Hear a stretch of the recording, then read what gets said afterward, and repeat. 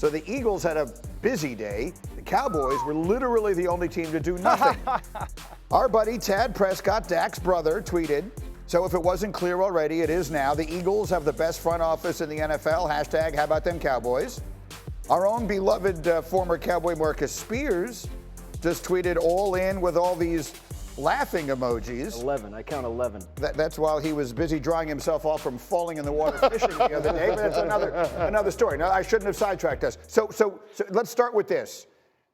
I've heard a lot of people say the Eagles won the division yesterday. Agree or disagree? I'm not going to go that far. The Eagles still have to fix their secondary, which was absolutely awful last year. I mean, you're talking about a secondary that gave up the second most passing yards, the second most passing touchdowns, and allowed the third worst QBR of anybody in football. So until they get that part of it figured out, I think we got to pump the brakes on what the Philadelphia Eagles are doing. I like it, but they still got a lot more work to do this offseason to get back to the big game where we saw them in 2022. Dan, right now, I mean, the Eagles have added what they've added. The Cowboys, as of this point, have not added anything. How do you see it?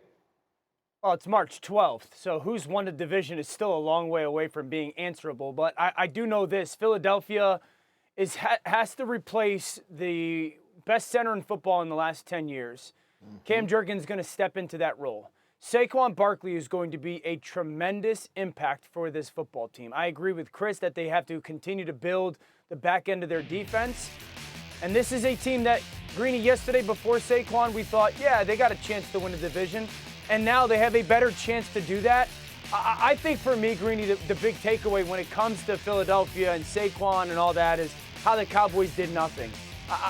That's my big takeaway, Greeny. The Cowboys are down like 4 or 5 starters. And I know they're good at roster building. They don't have a left tackle. They don't have a center. They don't have a tailback. They don't have an inside linebacker. Like the Eagles definitely jumped the Cowboys yesterday when it came to chances to win the division. Still some time left, but the Cowboys and standing pat is my big shocker outside of Saquon going to Philly. Yeah, if you missed it, Tony Pollard yesterday signing in Tennessee. Yeah, I agree. And look, I agree with what Chris said. Like, I still don't like Philly's back end, but their problems are a lot less than what Dallas has, as Dano just alluded to. But if I'm Dak Prescott and I want to get a massive new deal, I'm not having my relative call them out. And, you know, we talk about a culture problem. Like, I have sat in that seat for over 20 years. Like, I don't be like, oh, okay, you know what, you're right. Let me give you your deal now. His brother's sitting on a $60 million cap number. You don't think that's one of the reasons right now they're not doing anything?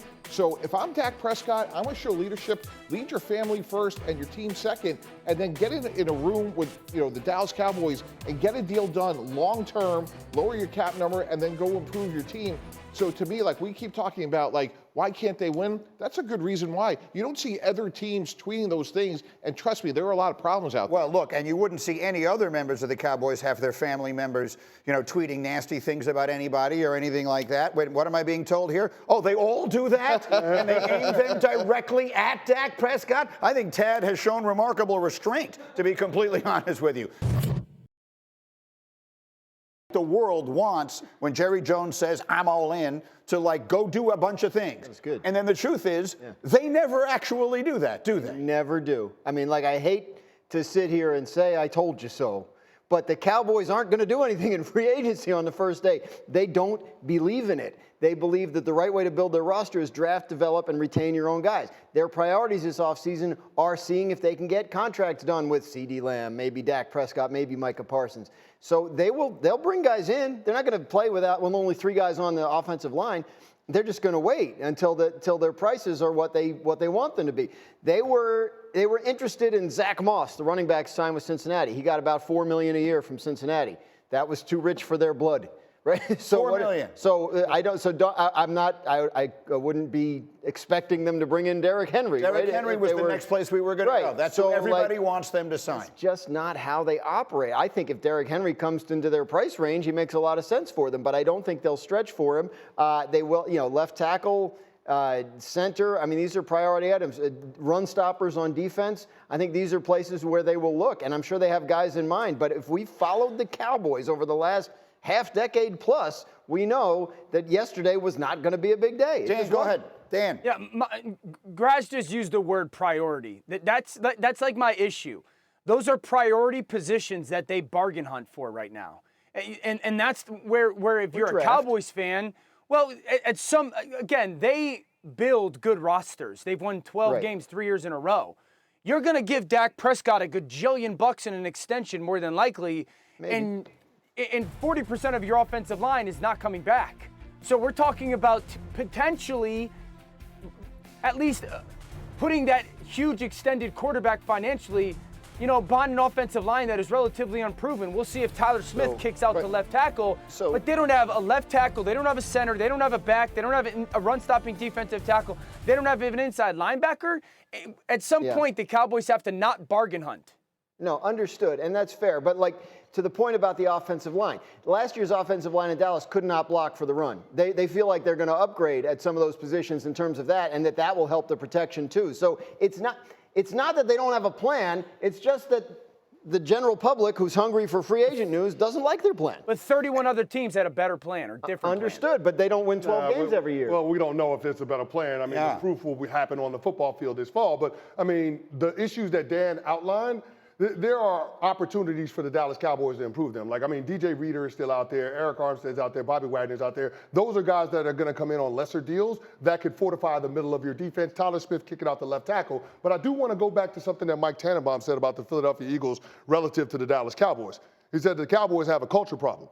Are we sure that the Philadelphia Eagles don't have a culture problem? No, we're not. Are we sure? I mean, they lost 6 of the final 7 games, including getting embarrassed in the postseason. And now what compounds that issue is the leadership vacuum that now exists in that locker room because you've lost Jason Kelce, because you've lost Fletcher Cox. I mean, I don't know that there is a head coach quarterback tandem that is going to be under more pressure this season than Jalen Hurts and Nick Sirianni. But I get everybody's focused on Dak Prescott and Mike McCarthy. I don't know that the guys in Philadelphia aren't under more pressure. But Chris, here's the difference. I'm sure that Jalen Hurts had some bumps in the road when he did his massive extension. There's no deal in the history of the NFL that always just went smoothly, especially when we're talking about the types of money we are. But nobody. There are bumps in the road, and then there are 20 turnovers last year. I understand that, but my point is Jalen Hurts didn't do anything to amplify the noise. And here's my problem with the Cowboys, Greeny, fundamentally.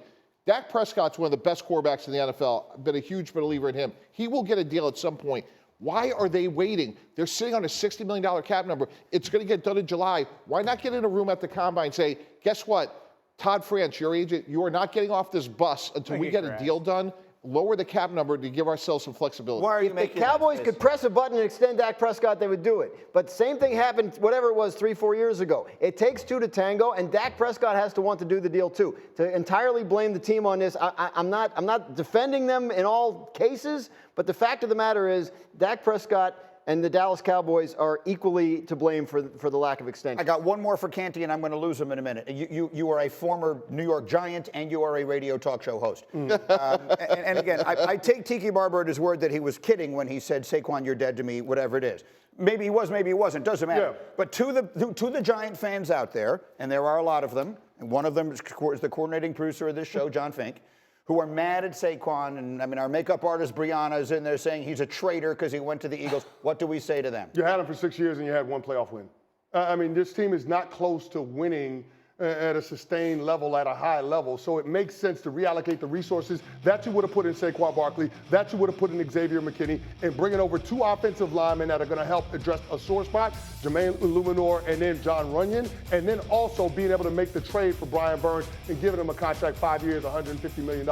Green, stop me where you've heard this before. The Giants being strong in the trenches. How's that bode for you? You won 2 championships, 2007, 2011. Heck, all 4 of the Giants championships, you could say their offensive and the defensive lines were the catalyst for them being able to get that done. They are moving in that direction in terms of their overall identity.